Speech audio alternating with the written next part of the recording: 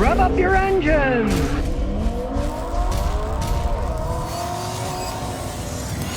Now, with the coronavirus, everybody's talking about how there's a new way to buy cars. You look online, they deliver the car to your driveway and stuff. As much as they keep trying to push electric cars on people, it turns out when people have analyzed the cars that people are searching for on the internet digitally, less than 1% of the cars searched for, less than 1% are electric cars. So all this hoopla about electric cars, here they come. People are looking to buy cars. Less than 1% of the people just looking at cars are looking at electric cars. So this hoopla of electric cars, it's going to be quite some time, because that's just looking. That's not buying. That's just plain looking. If, more than 99% of the people are looking at normal cars and not electric cars when it comes to they're looking at something to buy, that tells you the very, very small amount of people that are even thinking about buying an electric car. Put that in your thinking box if you're thinking about buying an electric car, and listen to Scotty, wait a little for the future before that comes out to see which pan out, who makes the best one, what the price is. They could dramatically come down. Look at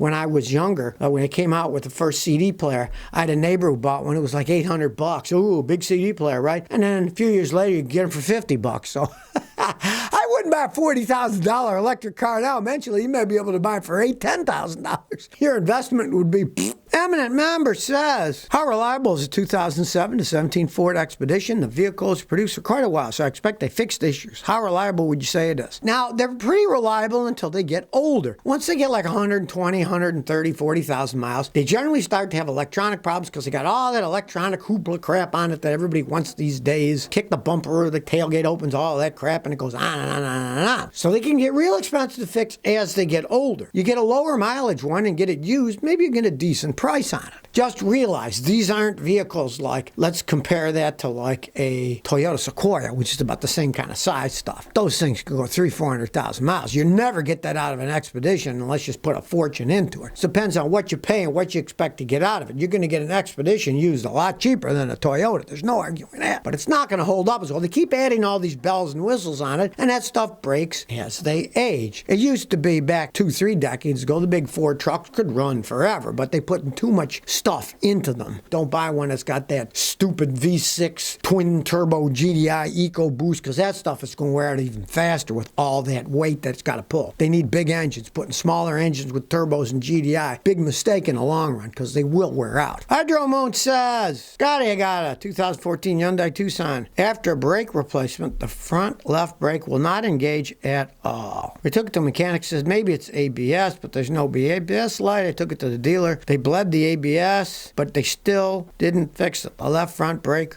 will not work. You said the only thing you did, change the front brake pads. Well, here's what probably happened. It's sad but true, and I've seen it. You're going to mess around with one of those ABS brake systems. When you do the brake job, you can't just get a giant pair of pliers or a clamp and squeeze the pistons back into the calipers, because that forces a ton of pressure back into the ABS system and generally can break them. It can break the valving inside so they don't work. When you do those brake jobs, what you do is you open the brake bleeder. When you do the left front, you would open the brake bleeder, put a pan under there, and as you squeeze it, instead of the pressure going back up into the ABS module, it would just come out the brake bleeder and you'd have no problems at all. That's probably what happened. It's probably ruined the ABS brake module, but I can't believe that the dealership couldn't figure that out. They must have absolute morons working there, because that's part of their jobs. All they would have to do is step on the brakes and see is pressure going to the ABS brake module for the left front, and if it is and none's coming out, then you know it's the ABS brake module. And I can just about guarantee you that's what it is. If somebody squeezed it in, that pressure went back and ruined the ABS brake module. I've seen that so many times, especially on the Hyundais, because the Korean cars are kind of cheaply made, and when too much back pressure comes up, it ruins the ABS brake module. See, normally when you take your foot off the brake, the only pressure the brake modulator get is you push down really hard and it pushes it out, and when you pick it up, just a little suction pulls it back in. Well, that's a tiny amount of suction, but when you squeeze those calipers, you got a lot of pressure, and that can ruin them, and that's probably what happened. Well, it's finally happened. Stellantis, which is the merger of Fiat, Chrysler, and Peugeot, is now a real company starting Monday, January 18th, 2021. And as far as I'm concerned, it's the Three Stooges. You got failing Fiat, failing Chrysler, and failing Peugeot, and now they've all come together to make a giant thing called Stellantis. This means to brighten with stars. I would have called them Stoogeantis myself, not Stellantis. And here's what they include: Jeep, Ram, Peugeot, Citroen, Opel, Chrysler, Maserati, and Alfa Romeo. Yes, not exactly names that put quality to mind. Let's get all the crappy cars and put them together, you know? Now, of course, they deny that they're going to start shutting factories down and laying people off, saying, oh, you know, we got to make it profitable, but, you know, we're not going to do that. Let's watch the future. Here's Scotty's projection. I'll put on my little turban here and give my future forecast. I say they're going to shut down all kinds of factories, shut down all kinds of models, and lay off all kinds of workers. That's what always happens when these things all merge together. Look what happened when Kmart and Sears merged. Do you see too many Sears around anymore? No, you don't. They sold a lot of Sears property off and made money on the real estate, especially in California. So I wouldn't be surprised if this Stellantis brightening with stars dims a lot of people's stars at work at the places. If you look at the history of mega mergers in the car business, they often did not work out that well. And look at the other companies. Look at even GM. They're actually divesting themselves of stuff. They shut down all their Holden production in Australia. They've shut down productions in many places.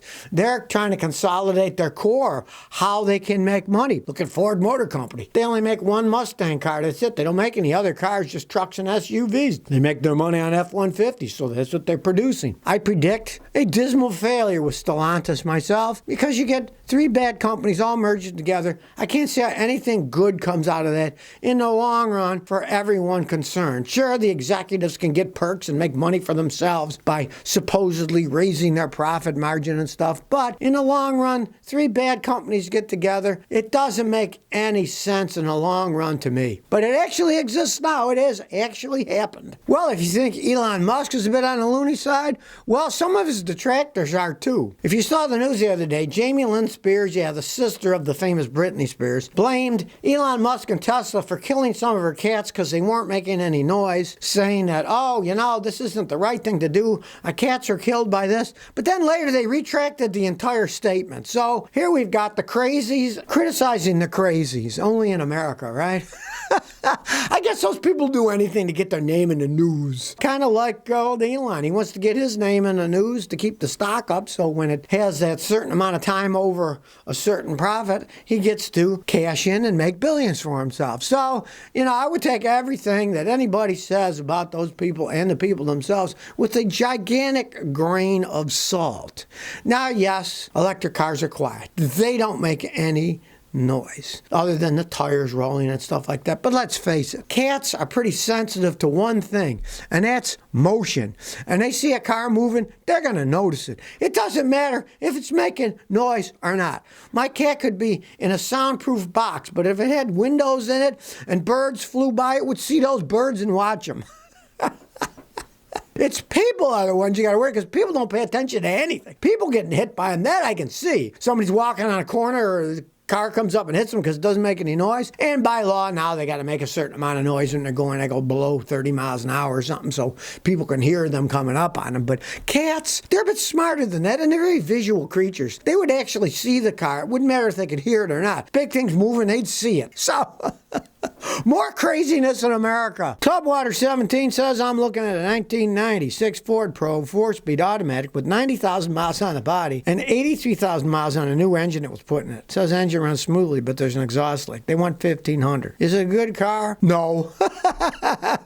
Everybody says, oh, it's got a new engine. Who knows what's actually going on with those things? And the 96 Probe is worth practically nothing unless it's in excellent shape and there's absolutely nothing wrong. And then I'd give them $800 for it. Unless they're coming way down, I wouldn't even think about buying that thing. They're harder to get parts for, being that old and being partly imported cars, a lot of parts from all over the world. I would run away from that thing. So if you never want to miss another one of my new car repair videos, remember to ring that bell.